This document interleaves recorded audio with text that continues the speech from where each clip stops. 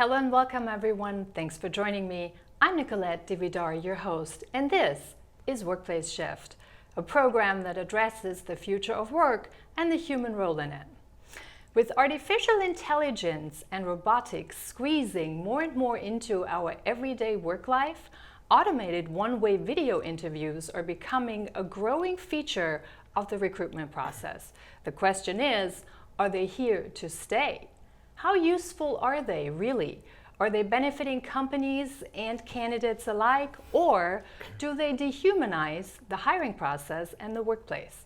And if you as a job seeker subject yourself to an automated video interview, how can you best prepare? That's what I want to talk about today with my guest, an international human capital and workforce development specialist who has worked on labor, human capital, and skills development policies for international institutions such as the World Bank, the United Nations, and the International Labour Organization. He also underwent the experience of an automated video interview himself. Welcome, Ozan Cakman. It's great to see you and have you on the program. So, you have undergone the experience yourself. What was it like? It was an automated video interview for one of the senior positions in a global nonprofit. Mm-hmm. So, it was the first time I experienced this. At the beginning, I felt it's very cool, actually. So, because I'm fond of using the technology, frontier technologies in different sectors, including HR or skills development, human capital. Mm-hmm. On the other hand, of course, I didn't experience this before, so it was also exciting. So if you had to describe the experience in 3 adjectives, what would those be? I would say the first ever interesting experience, I can say. Okay. So the more I prepare myself to do the guidance notes and the other tips I received through the platform and the recruiter, I was feeling that something is missing in this process, even though you use the very robust technology to do this. So it was the feeling, actually, a little bit uncertainty with excitement. So how do we envision that? So you go to the computer, you turn it on. How exactly does it work? Well, it is like there's a platform, so you need to connect to the internet. Mm-hmm. And you have, of course, the guidance how to do that, and you have to check the audio, the camera and the other stuff. Mm-hmm. So you are given the chance of practice interviews that you can take as many as possible. Okay. Can you review that? Yes. So you see yourself? You see yourself for the practice interviews, as far as I remember, yes. Yeah. But the live interview is only once. So you need to finish the live interview once, and then there is no second chance. Can you review the live interview? So the actual final, it's not a live interview. Yeah. It's taped. It is taped, it is saved and sent to the recruiter. So you don't get a chance to see the full I think product. You don't see, as far as I remember, because I didn't check at least. Okay. Because there were some, the hurdles during the interview. So what kind of information did they give you in order to prepare? Did you have an inclination of the type of questions? Did you have an idea of how long you could take to answer each of the questions? Did they tell you it's more behavioral questions, or is it more experience-related questions? Or even some organizations actually sometimes even give out the questions ahead of time. So what happened to you? Yeah. This is a great question. They don't let you know the questions in advance. Mm-hmm. At least for this particular case. Maybe for other recruitments to do automated video interviews, they may give some framework on either it's a competency-based or technical or the blended version of the both of them. So but you have some tips actually. The platform provides you some detailed tips about the how to do that, and then the how to save and how to click on to move forward with the other question if you used already your time effectively, so that you can move forward with another question if you feel that you answer the question earlier than the allocated time. So are all questions allocated the same time? I What think it is was that different. time I think it frame? was different. It was different. They give you first a reading time, so you have a reading time to think about that, and then when you click, it starts. So you can't reverse when you start answering the question. So how do I envision that? So they give you time, they give you the question, you go on stop, you halt the process, then you have some time to think about it, and then whenever you're ready, you click? Or Yeah. is there an actual time frame as to when you have to have the interview fully completed? First, they already set the deadline, so you need to complete earlier than the deadline they set Okay. for the day and the time. And during the interview, you have the reading time set for each question, and after it finishes, you move forward to answering the questions part, where you have where you have the certain time allocated for each question. Not necessarily each question has same duration. So depending on complexity, its context. So it's really, I think, the key element here is to complete the questions, to complete your answers on time, even though you are not sure that you are addressing relevantly what they are asking. I think that is important. And second issue, since the time is cut, so it's not like the interview with the someone else on the other side of the line or the the screen, who may kindly urge you to speed up or to to focus on that. So it means if you had some interruptions, so either because of just internet or yourself, and then when time is ending, so you can't go back and then can close. So what did you find an easy aspect about this, and what did you find the most challenging aspect about this?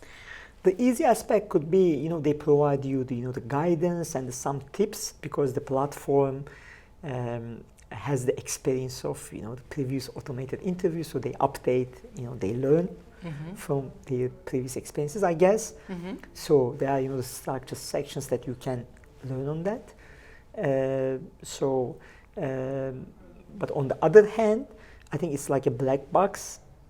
So you need to see if you can feel comfortable or focused to the talking to the black screen throughout whole the process to answer the questions, even though you are sure that the answers.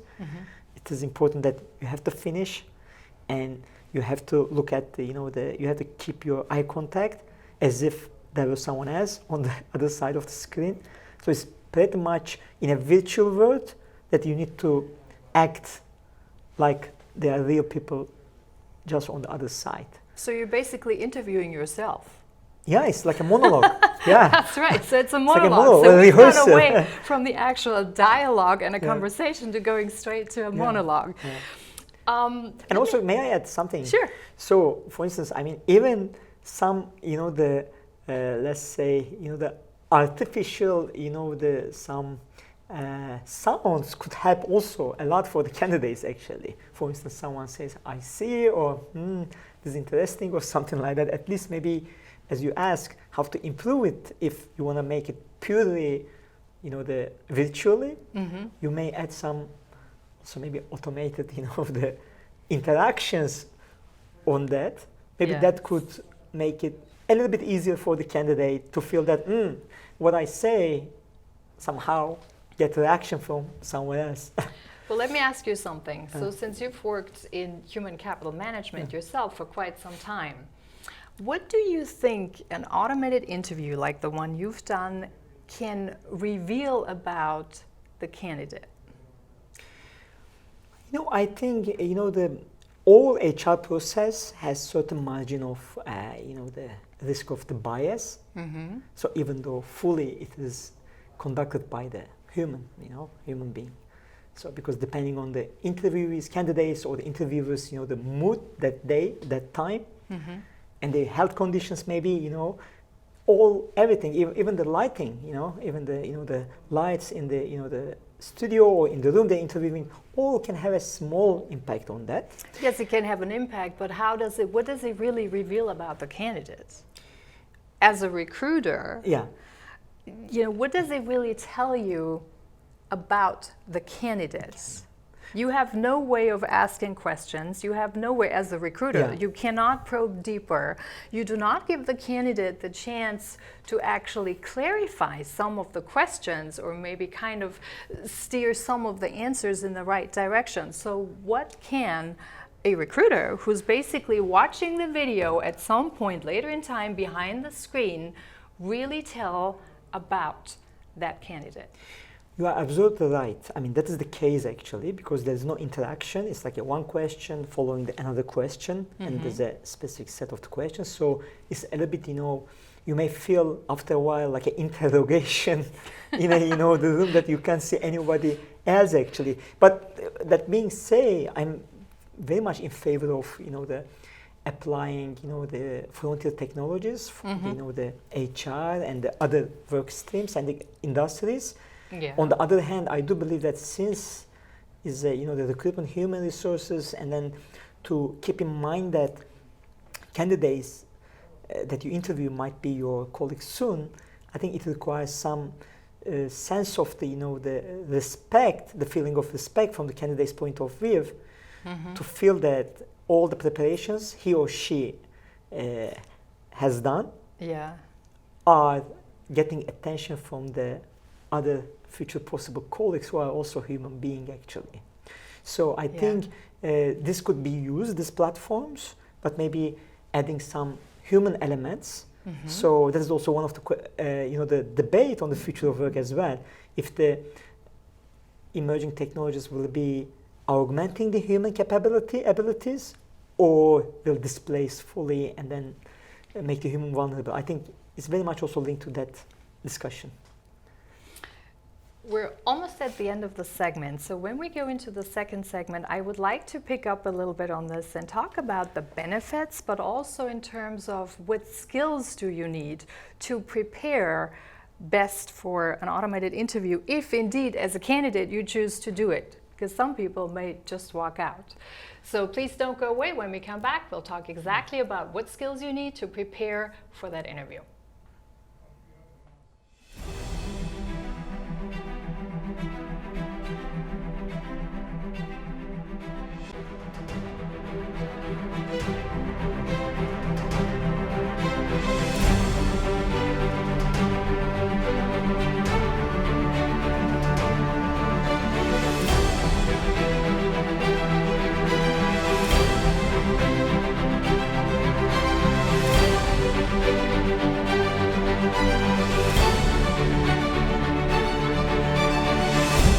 Hello and welcome back. I'm Nicolette DeVidar, your host, and this is the second part of Workplace Shift, where we look into the skills we need for the 21st century. Before we go into this, though, I would like to continue with my guest, Ozan Cakman, a little bit about the benefits of the automated video interviews.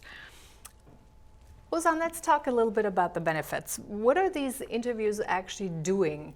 I read a lot of companies who develop those platforms, etc. They tout mostly 2 points or 2 advantages that they have. One is cost and time savings, and the other one is that it supposedly removes human bias. I'm going to put this in quotation marks because we're going to talk about this a little more. Let's go to the straightforward one. Cost and time savings. So do automated interviews really have cost and time savings?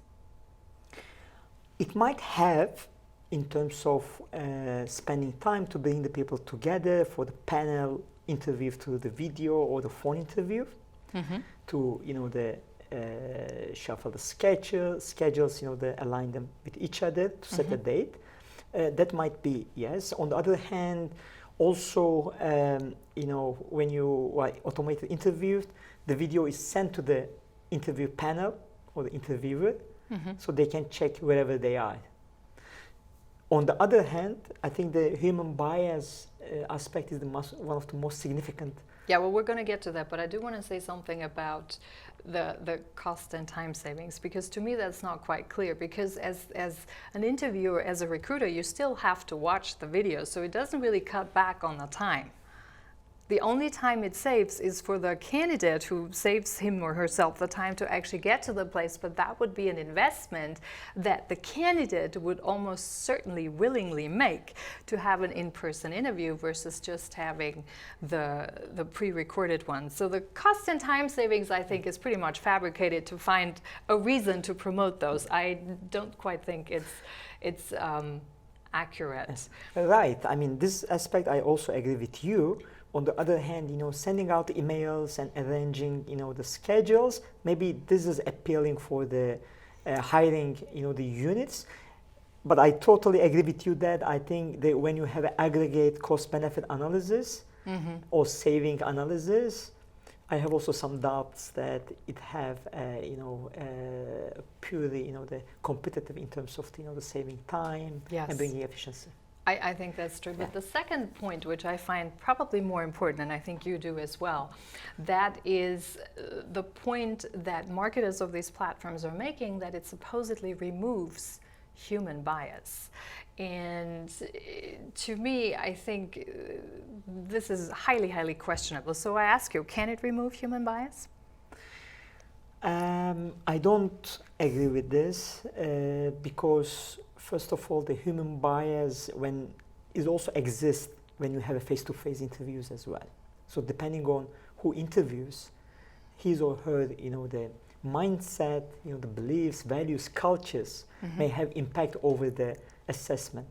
So that's why I said in the beginning, whichever the objective recruitment process that you carry out, there's always a margin for the bias because everyone is human being around to assess the other human being. So with the automated interview, I think the bias might be more likely. Really? For instance, you get the video, you see someone else having different accent, having different style of speaking. Yes, good points. And also if he's not or she's not YouTube vlogger that have the clicks of the millions of the clicks every day, then they might not be the superstar of pitching to their monologue in front of the black screen. Then all this can also maybe some other aspects, for instance, different, the cultural background, how to respond to questions. So all are, the unique to each person. So I think it might likely also contribute to the bias without any intention. Yeah, I think that's a really, really good point. And quite frankly, I totally agree with you. To me, the idea that you can remove human bias from this anyway, and even that you want to remove human bias, is really almost like BS, if I want to use that word. Algorithms are as free from bias as the people who create the algorithm. And actually the best example is probably Amazon, that had an automated hiring tool that turned out to be discriminative against women. So clearly the algorithms actually had a bias against women in technical positions. It downgraded words that people are using that included women's or women. It upgraded certain active vocabularies that's more used by males, like executed or captured or something like that. So at the end of it, Amazon removed the tool. They're no longer using it. But it clearly underlines that this notion that you can use artificial intelligence to remove human bias is bogus. And then the other question is, why would you even want to do this? Because when you really look at this, how do we learn?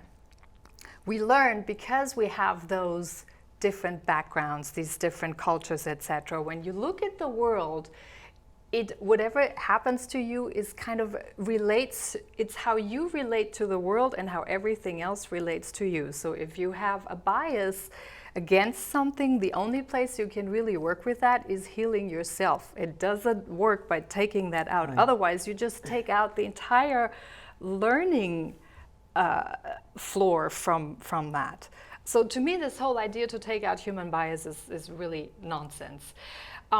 Let's talk a little bit about options. So if you're a candidate and you want to work for a company, you want to apply for the company, and they come to you with the suggestion or with the first entrance basically of doing an automated video interview. I've had personally clients that refused to do it, so they've not done it. They simply walked away and they said that they feel that they have more to contribute, they don't feel respected by that, and it's just not something they would do. So candidates do have the options to simply get up and walk out. So on the other hand, if you decide to submit yourself or subject yourself to that process, how could they best prepare? What would you do differently now than what you did the first time around? So 2 great questions, thank you for that. So first of all, I think it's up to the candidate to decide to go or not to go, depending on his or her own in the position. But on the other hand, there are so many elements to consider. If it's a job that you really care about, that if you are in need of that job and you see that it's a tremendous opportunity, you might have different views or different the thinking behind on that.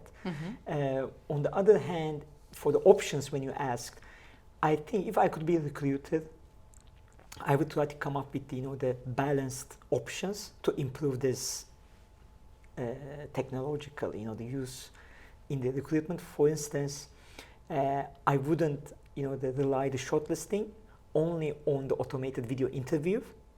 You may ask 1 minute, 2 minutes, 5 minutes pitching from that person, but you may also add another layer to enable the candidate to speak to the real human beings who are the hiring unit manager or the HR person. I think then you may try to see to make sure or to reduce the possible the biases. On the other hand, if it is the only option that you have to go to as a candidate, my suggestion could be really get prepared well for the, first of all, job description, your resume and your cover letter if you submit it, and your passion as well. I think it is as much as possible with the skills and experience you bring. And in addition to that, I think also it's important to go through the early details of such automated the interviews to try to reach out to other candidates' experience. So I think that might help you prepare better and well. And also I think the essential part is to be yourself and also to complete your answers on time so that you will not get distracted from any interruption might take place. For instance, one of the strange part of the interview from my experience was that there were a couple of the short internet interruptions. So then you can't tell anybody, hey, I can't hear you, there's a problem with the connection, like in Skype or Zoom or the other, the other video chat programs. So it is something you need to be mindful for all the options, not to let yourself shift your focus away from the automated interview. But it sounds to me that you still have to focus on a lot of different things. And so when you go into that, I mean, I mentioned before that I have clients that simply walk away from that, and I will agree with that to some extent, because if a company doesn't want to spend the time at the beginning to get to know you as a person, why should you spend any time in working for them? I think it's the fundamentals of the the work relation. Actually, it's a two-way relation. So it's not like a active and the passive, active employee, passive job seeker. Actually, so it's an agreement, it's a contract. So that's all the process. So I think there I do totally agree with you. Given the the competitive nature of the work and the job market, I think it is important to align these roles, the powers, leaning more to the candidates as well, so that you can have a balanced and maybe more productive processes of the recruitment. Yeah, I totally agree, and particularly since so many complain and say we have actually a war for talent and there is a talent shortage. So that sounds to me like we have an employee market. So why would organizations then utilize something like this, which really screams employer market? It really says, we don't want to get to know you, we don't want to know anything about you, but just give us your picture and your video and we'll take a look at it, and if we may like it, then this is who we're going to hire or bring in for another interview. To me, that's just really, really off. Let's go back to the preparation one more time. So I think for the first time, when you're not trained or prepared to see yourself on camera and sort of focus on all those things, the lighting, the setting, the time, etc., and also hearing yourself for the first time and seeing yourself for the first time, I would believe that a lot of candidates are kind of taken aback by that when they do this the first time. No, was that not the case with you? I think that could be really difficult. I can't say that I'm not familiar with the video interviews. So I did also myself. I did also when I was also hiring in my previous roles. Yes. But when you go through you interact with the machine, so it's like a human and machine interaction actually. So the machine is codified by the human, but there are some elements are missing because it's like the algorithm based. So I think that again, it's not so easy. Even though you are experienced, even you are a host of the program, you may have some difficulties because of that linear process of the automated interview. So I think there are rooms for improvement. Mm-hmm. These tools could be very useful, but I think when it will be designed in an inclusive way, mm-hmm. and in a more dimensional, so that it can eliminate human biases that is argued to exist in the current traditional recruitment. Mm. That's very, very good, and that actually brings us to the end of the segment. We actually have prepared a checklist for you to download and read up how you can best prepare should you choose to do an automated video interview. You can download that from our website at www.workplaceshift.us. That was it for this episode of Workplace Shift. Thank you so much for watching. You can leave us your comments at our Facebook page or visit us on the web at www.workplaceshift.us. See you next time. Thank you. And thank you, Ozan, for being here. Thank you for hosting.